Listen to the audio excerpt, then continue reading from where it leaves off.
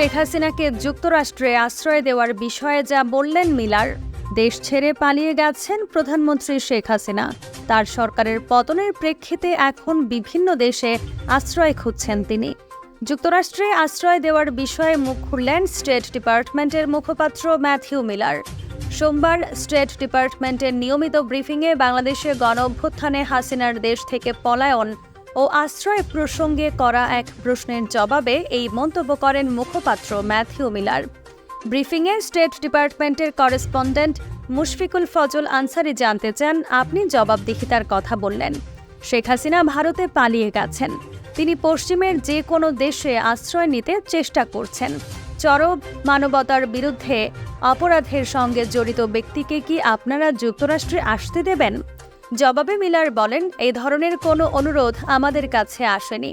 অপর এক প্রশ্নে এই প্রতিবেদক জানতে চান, প্রধানমন্ত্রী শেখ হাসিনার দেখামাত্র গুলির নির্দেশে প্রাণ হারিয়েছেন হাজারো মানুষ। তাদের ত্যাগের বিনিময়ে বাংলাদেশ আজ স্বৈরাচার মুক্ত। বাংলাদেশের পরিস্থিতি এখনও অস্পষ্ট।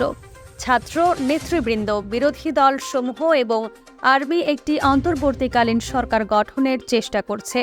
এই ইস্যুতে যুক্তরাষ্ট্রের অবস্থান আরও স্পষ্ট করে বলবেন কি?